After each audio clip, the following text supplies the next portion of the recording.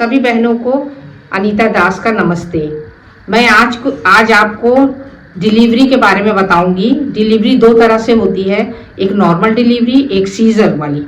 तो आज हम नॉर्मल डिलीवरी के बारे में बात करेंगे कि नॉर्मल डिलीवरी में किस तरह से होती है और इसकी किस तरह से देखभाल आपको करनी है।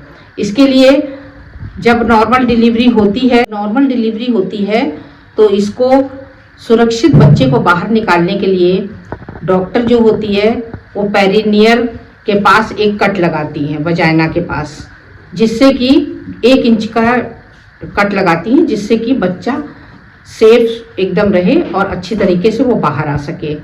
और उसके बाद जब वो बच्चा हो जाता है तो वो डॉक्टर उस 1 इंच का जो टाका वो जो काटती हैं उसको वो सिलती हैं और 3 या 4 टाके लगते हैं।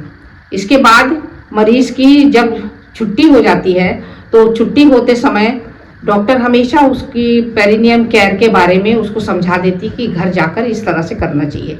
तो आपको जो है अपना पेरिनियम केयर जो है घर जाकर अच्छी तरीके से करना चाहिए, क्योंकि इसमें थोड़ी थोड़ी ब्लीडिंग होती रहती है और ब्लीडिंग में जो रहता है आपको 5 या 6 घंटे पर पैड को बदलते रहना चाहिए और उसको उस जगह पे सफाई रखनी चाहिए। जब भी आप वॉशरूम जाएं तो आप जो है ड्राई टिश्यू से वजाइना के हिस्से को अच्छी तरीके से साफ करें, उसे पोंछें, उसे सूखा रखें और याद रखें कि आप टाके पर हमेशा ध्यान देते रहें। अपने आलती पालती मार के ना बैठें, उकड़ू ना बैठें, भारी सामान ना उठाएं और पानी बहुत ज़्यादा मात्रा में आप पीती रहें। इसके लिए आपके टाके में ज़्यादा दर्द हो रहा है तो डॉक्टर ने दर्द की गोली आपको लिखी होगी, उस दर्द की गोली को समय समय पर आप खाती रहें और अपने टाके पर ज़्यादा ध्यान दें। अगर ज़्यादा दर्द हो रहा है या टाके में सूजन है तो आप एक टब में गुनगुना पानी ले करके उसमें डिटॉल की 2-3 बूंदे डाल दीजिए और उसकी सिकाई करिए टाके की, उस पर बैठ करके टाके की आप सिकाई करिए ताकि आपका टाका जो है वो सही सलामत रहे। और इसके बाद आपको बहुत से ऐसे काम हैं जो आपको ध्यान देना है, जैसे कि आपको क्या क्या सावधानियां रखनी हैं।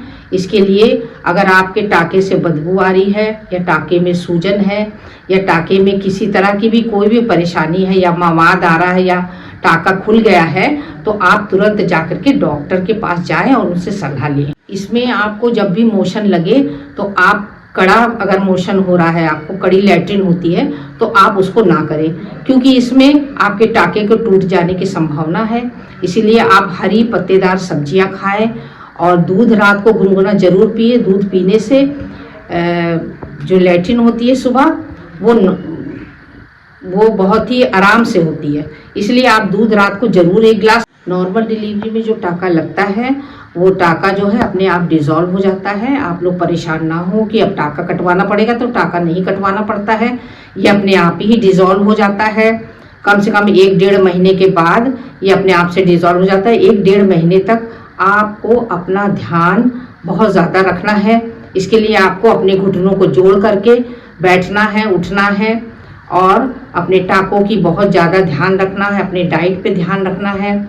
और मुझे ये विश्वास है कि आपने मेरी सारी बातों को अच्छे से सुना होगा और अपने टाकों का आप ध्यान रखेंगी ताकि आपका टाका ठीक रहेगा। कल हम आपसे सिजेरियन के बारे में बात करेंगे कि सीजर से जो बच्चा पैदा होता है उसके लिए क्या क्या सावधानी रखनी चाहिए। नमस्ते।